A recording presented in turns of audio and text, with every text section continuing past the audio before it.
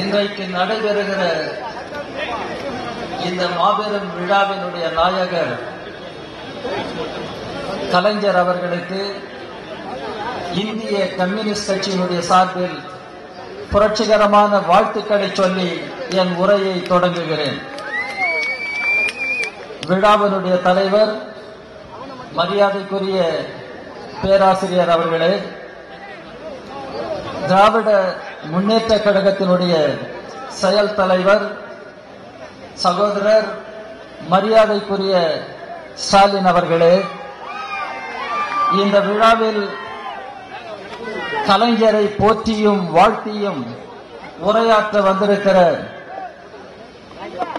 ஐக்கிய ஜனதா தளத்தினுடைய தலைவர், பீகார் மாநிலத்தினுடைய முதலமைச்சர் மரியாதைக்குரிய நண்பர் நிதிஷ்குமார் அவர்களே,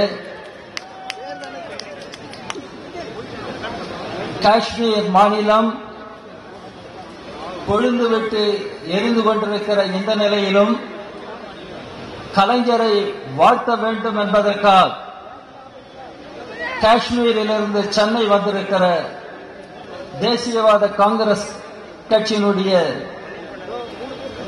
தலைவர் மரியாதைக்குரிய நண்பர் ஓமர் அப்துல்லா அவர்களே,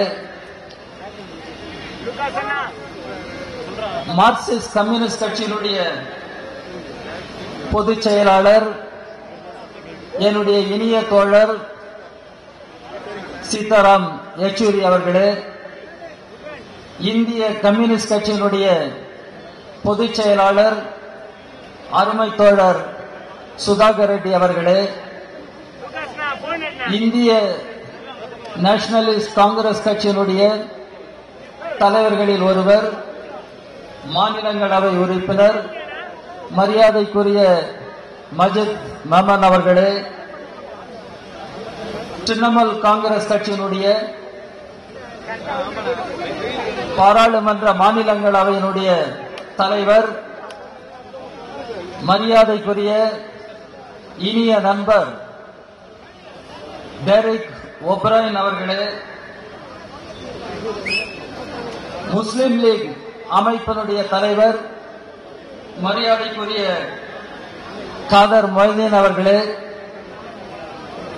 மேடையிலே வீற்றிருக்கிற தலைவர் பெருமக்களே, பெரும் திரளாக குழுமியிருக்கிற பெரியோர்களே, நண்பர்களே, தோழர்களே, வணக்கத்துக்குரிய தாய்மார்களே, உங்கள் அனைவருக்கும் நான் முதலில் வணக்கத்தை தெரிவித்துக் கொள்கிறேன்.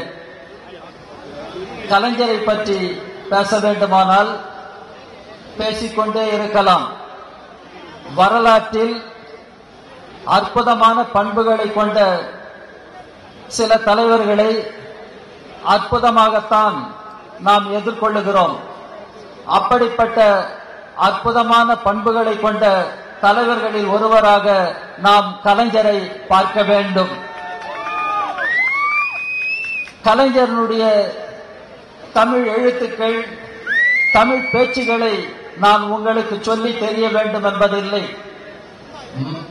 பள்ளி மாணவனாக இருந்த பொழுது, கல்லூரி மாணவனாக இருந்த பொழுது கலைஞருடைய எழுத்துக்களை வாசித்தவன் நான். கலைஞருடைய பேச்சுக்களை கேட்டவன் நான். கலைஞருடைய தமிழ், கலைஞருடைய பேச்சாற்றல், எழுத்தாற்றலால் பாதிக்கப்பட்ட ஒரு தலைமுறையை சார்ந்தவன் நான் என்ற முறையில் நான் பெருமையோடு சொல்ல முடியும். கலைஞர் தமிழ்நாட்டின் வரலாற்றில் மட்டுமல்ல, இந்தியாவினுடைய வரலாற்றில் பன்முக ஆளுமையை கொண்ட ஒரு மாபெரும் தலைவர். ஆங்கிலத்தில் சொல்ல வேண்டுமானால் ஒரு மல்டி டைமென்ஷனல் பர்சனாலிட்டி கலைஞர் என்பதை நாம் பெருமையோடு நினைவு கூற வேண்டும். இன்றைக்கு கலைஞர் இந்த மேடையிலே இருப்பாரானால் கலைஞர் எதை பற்றியெல்லாம் பேசுவார் என்று நான் யோசித்தது உண்டு. இன்றைக்கு இந்திய நாடு பல சவால்களை எதிர்கொண்டிருக்கிறது. வேற்றுமையில் ஒற்றுமை என்று பேசிய ஒரு காலம் இருந்தது. இன்றைக்கு வேற்றுமைகளை ஏற்றுக்கொண்டு, வேற்றுமைகளை பாராட்டுகிற டைவர்சிட்டியை ஏற்றுக்கொண்டு, இந்தியாவின் டைவர்சிட்டியை போற்றுகிற, பாராட்டுகிற தேவை இன்றைக்கு ஏற்பட்டிருக்கிறது. ஆனால் இந்தியாவை இன்றைக்கு ஒரு ஒற்றை பரிமாண நாடாக மாற்ற வேண்டும் என்று ஒரு நாம் ஏற்றுக்கொள்ள முடியாத ஒரு அரசியல் இந்தியாவை அச்சுறுத்திக் கொண்டிருக்கிறது. இந்திய நாடு என்று வருகிற பொழுது கூட்டாட்சியை ஏற்றுக்கொண்ட ஒரு பாராளுமன்ற ஜனநாயக நாடு. கலைஞர் அவருடைய எழுச்சி மிகுந்த காலத்திலெல்லாம் தொடர்ந்து பேசியிருக்கிறார். மத்தியிலே கூட்டாட்சி, மாநிலத்திலே சுயாட்சி. ஆனால் இன்றைக்கு இந்த கூட்டாட்சி நெறிமுறைகளை எல்லாம் இன்றைக்கு காலில் போட்டு மிதிக்கக்கூடிய அச்சுறுத்தல் அகில இந்திய அளவில் ஏற்பட்டிருக்கிறது. இன்றைக்கு கலைஞர் இந்த மேடையிலே இருப்பாரானால் கலைஞர் இன்றைக்கு இந்தியாவின் கூட்டாட்சி நெறிமுறைகள் காப்பாற்றப்பட வேண்டும், இந்தியாவின் மாநிலங்களின் அதிகாரங்கள் காப்பாற்றப்பட வேண்டும் என்று குரல் கொடுக்கிற முதல் தமிழனாக களத்திலே நிற்கக்கூடிய ஆற்றல், போர்க்குணம் கலைஞருக்கு இருக்கிறது என்பதை நாம் பார்க்க வேண்டும். இன்றைக்கு கூட இன்றைக்கு மதவெறி அரசியல் இந்தியாவை அச்சுறுத்திக் கொண்டிருக்கிறது. பல மதங்கள் இருக்கிற நாடு நம்முடைய நாடு, பல மொழிகள் பேசப்படுகிற நாடு நம்முடைய நாடு, பல்வேறு இனங்கள், தேசிய இனங்களை கொண்ட நாடு நம்முடைய நாடு, பல்வேறு கலாச்சாரங்களை கொண்ட நாடு நம்முடைய நாடு. ஆனால் இந்த நாட்டில் மதவெறி அரசியலை மக்களின் மீது திணித்து இந்தியாவையே இன்றைக்கு சீர்குலைக்கிற ஒரு மதவெறி பாசிஸ்ட் அரசியல் இந்தியாவை அச்சுறுத்திக் கொண்டிருக்கிறது. கலைஞர் இன்றைக்கு மேடையிலே இருப்பாரானால், கலைஞர் இந்த மேடையிலே இன்றைக்கு இருப்பாரானால் கலைஞருடைய குரல் இந்த மதவெறி அரசியலுக்கு எதிரான குரலால், மதச்சார்பற்ற ஜனநாயகத்தை காப்பாற்றுவதற்கான குரலால் ஒலிக்கும் என்று நான் திடமாக நம்புகிறேன். தமிழ்நாட்டிலே வாழுகிற நமக்கெல்லாம் நன்கு தெரியும். தமிழ்நாட்டிலே வாழுகிற நமக்கெல்லாம் சேது சமுத்திர திட்டம் என்று வந்த பொழுது சிலர் சொன்னார்கள், இது சேது அல்ல, சேது சமுத்திரம் அல்ல, சேது கால்வாய் அல்ல, இது ராமன் கட்டிய பாலம் என்று சொன்னார்கள். ஆனால் ஒரு தமிழனுக்கு ஒரு ஆவேசம் பிறந்தது. ஒரு தமிழனுடைய உள்ளத்திலே கனந்து கொண்டிருந்த கோப ஆவேசம், கோப கனல் அன்றைக்கு பொறியாக தெரித்தது. அது கலைஞருடைய குரல். ராமன் என்ன அன்றைய தொழில்நுட்ப கலைஞனா பாலம் கட்டுவதற்கு என்று கேட்கிற ஒரு தைரியம் அன்றைக்கு கலைஞருக்கு இருந்தது. நான் இதை குறிப்பிடுவதற்கு காரணம், இன்றைக்கு நம்பிக்கை என்கிற பெயரால் மதவெறி அரசியலை, பாசிஸ்ட் அரசியலை மக்கள் தலையில் சுமத்துவதற்கு, இந்தியாவின் மீது சுமத்துவதற்கு சில பிற்போக்கு சக்திகள், மதவெறி சக்திகள் முயற்சிக்கிறார்கள். எனவேதான் கலைஞருடைய உள்ளம், அவர் என்னதான் வயதானாலும் சமூக கொடுமைகளை எதிர்த்து, சமூக நீதிக்காக, சமூக ஒடுக்குமுறைகளுக்கு எதிராக, சமத்துவதற்காக அவருடைய உள்ளத்திலே ஒரு கோப கனல், நீருமூட்ட நெருப்பாக இருந்தது. அந்த கனல் இன்றைக்கும் அவரிடம் ஓயவில்லை என்று நான் திடமாக நம்புகிறேன். அன்றைக்கு கலைஞர் என்ன செய்தாரோ, அல்லது இன்றைக்கு கலைஞர் ஆரோக்கியமான உடலோடு இருந்தால் என்ன செய்வாரோ, அதை திமுகவினுடைய செயல் தலைவர், நண்பர், சகோதரர் ஸ்டாலின் செய்வார் என்று நான் நம்புகிறேன். இன்றைக்கு தமிழ்நாட்டை மட்டுமல்ல, இந்தியாவை மதவெறி அரசியலில் இருந்து விடுவிப்பதற்காக, மதவெறி பாசிஸ்ட் அரசியலில் இருந்து தமிழ்நாட்டையும் இந்தியாவையும் மீட்கிற போராட்டத்தில் நண்பர் ஸ்டாலின் அவர்களும் களத்தில் எங்களோடு கைகோர்த்து நிற்பார் என்று நான் நம்புகிறேன். கடைசியாக ஒரே ஒரு தகவலை மட்டும் சொல்லி பதிவு செய்து நான் விடைபெற விரும்புகிறேன். 1967ஆம் ஆண்டு தமிழ்நாட்டில் அண்ணா அவர்கள் முதல்வராக பொறுப்பெடுத்தார். அண்ணா அவர்கள் பொறுப்பெடுத்த பின்னர் தான் மெட்ராஸ் ஸ்டேட் என்பது தமிழ்நாடு என்ற பெயர் மாற்றத்தை பெற்றது. இன்றைக்கு நாம் தமிழ்நாடு என்று நாம் சொல்லுகிற பொழுது அண்ணாவை நாம் நினைவு கூறுகிறோம், அண்ணாவை போற்றுகிறோம். இன்றைக்கு சென்னையிலே இந்த பிரம்மாண்டமான கூட்டத்தில் நான் பேசுகிற பொழுது இந்த சென்னை என்ற பெயர் மாற்றம் யாரால் வந்தது என்பதை நீங்கள் அறிந்து கொள்ள வேண்டும். 1996ஆம் ஆண்டு 97ஆம் ஆண்டு மத்தியிலே ஒரு ஆட்சி இருந்தது, ஐக்கிய முன்னணி ஆட்சி.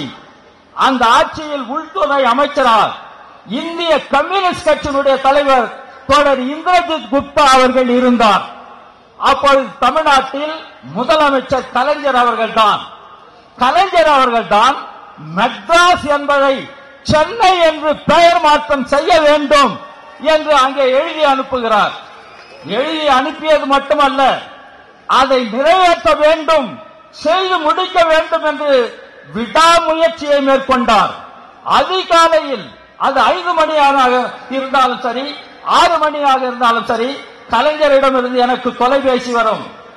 ராஜா, இந்த பிரச்சனை நீ எடுக்க வேண்டும், இந்திரஜித் குப்தா அவர்களிடம் நீ சொல்ல வேண்டும். கருணாநிதி என்று நாம் தமிழில் எழுதுகிறோம், சொல்லுகிறோம். அதை ஆங்கிலத்தில் சொல்லுகிற பொழுது நாம் வேறு மாதிரியாக சொல்லிவிட முடியாது. ஆங்கிலத்திலும் கருணாநிதி என்றுதான் சொல்ல வேண்டும், எழுத வேண்டும். ஆனால் சென்னை என்று நாம் தமிழிலே சொல்லுகிறோம், எழுதுகிறோம். ஆனால் ஆங்கிலத்தில் எழுதும் போது அது மெட்ராஸ் ஆகிறது. இது என்ன தர்க்க நியாயம்? இதை எப்படி ஏற்றுக்கொள்வது? இதை விளக்கி இந்த பெயர் மாற்றம் ஒப்புக்கொள்வதற்கு ஏற்பாடு செய்ய வேண்டும் என்று சொல்லுகிறார். நான் தோழர் இந்திரஜித் குப்தா அவர்களிடம் கலைஞர் சொல்வதை அப்படியே வார்த்தைக்கு வார்த்தை எடுத்து சொன்னேன். தோழர் இந்திரஜித் குப்தா சொன்னார், கலைஞர் சொல்லுவது மட்டுமல்ல, அது ஒரு நியாயமான கோரிக்கை, அதை ஏற்றுக்கொள்ளுகிறோம் இந்த அரசு, அந்த பெயர் மாற்றத்தை அங்கீகரிக்கிறோம் என்று சொன்னார். அப்படி செய்யப்பட்ட உத்தரவுதான் இன்றைக்கு மெட்ராஸ் என்பது சென்னையாகி இருக்கிறது. இந்த சென்னை வாழ்நாள் தொட்டும் கலைஞரின் நினைவு நிற்கும், கலைஞரை போற்றும். கலைஞர் ஒரு போராளி, கலைஞர் அடிப்படையில் ஒரு போராளி, ஒரு சமூக போராளி, ஒரு சமூக புரட்சியாளர். இந்த சமுதாயத்தில் மூட பழக்க வழக்கங்கள் தகர்த்தெறியப்பட வேண்டும். இந்த சமுதாயத்தில் ஏற்றத்தாழ்வுகள் ஒழிக்கப்பட வேண்டும். இந்த சமுதாயத்தில் ஜாதியின் பேரால், மதத்தின் பேரால் நடைபெறுகிற கொடுமைகள் அகற்றப்பட வேண்டும். அவை வேரோடும் வேரடி பண்ணோடும் பிடுங்கி எறியப்பட வேண்டும். ஒரு சமுதாய மாற்றம் வர வேண்டும் என்று கருதி போராடி கொண்டிருப்பவர் கலைஞர். இன்றளவிலும் சிந்தித்துக் கொண்டிருப்பவர் கலைஞர். அவர் அடிக்கடி சொல்வது உண்டு, நான் பெரியாரை சந்திக்கவில்லையானால் நான் கம்யூனிஸ்ட் ஆகியிருப்பேன் என்று. ஆனால் நான் சொல்லுகிறேன், நீங்கள் பெரியாரை சந்தித்ததனால் நீங்கள் திராவிட இயக்கத்தின், பகுத்தறிவு இயக்கத்தின் ஒரு பகலவனால், ஒரு சூரியனால் இந்த தமிழ்நாட்டில் நீங்கள் ஏற்றுக்கொள்ளப்பட்டிருக்கிறீர்கள். அதே நேரத்தில் இன்றைக்கு பெரியாருக்கும் காரல் மார்க்சுக்கும் பெரிய இடைவெளி இல்லை. இன்றைக்கு பெரியார் கொள்கைகளை ஏற்றுக்கொண்டவர்களும் மார்க்ஸ் கொள்கைகளை ஏற்றுக்கொண்டவர்களும் இன்றைக்கு ஒன்றுபட்டு செயல்பட வேண்டிய அவசியம் வரலாற்றில் ஏற்பட்டிருக்கிறது. அந்த ஒன்றுபட்ட முயற்சிகளுக்கு இன்றைக்கு திமுகவினுடைய செயல் தலைவராக இருக்கிற சகோதரர் ஸ்டாலின் அவர்கள் தொடர்ந்து முயற்சிகளை மேற்கொள்ளுவார் என்று நான் நம்புகிறேன். இன்றைய விழாவில் கலைஞர் நம்மோடு நேரடியாக இங்கே இல்லையானாலும் கலைஞருடைய உள்ள உணர்வுகள் எல்லாம் நம்மோடு இருக்கின்றன. கலைஞர் மீண்டும் உடல் ஆரோக்கியம் பெற்று அவருடைய பேனா எழுத வேண்டும் என்று நான் விரும்புகிறேன். கலைஞருடைய மைத்துளிகளில் இருந்து வெளிவருகிற வார்த்தைகள் தமிழ் மக்களுக்கு வேண்டும். கலைஞருடைய வாயிலிருந்து உதிர்க்கிற வார்த்தைகள் தமிழ் மக்களுக்கு வேண்டும்.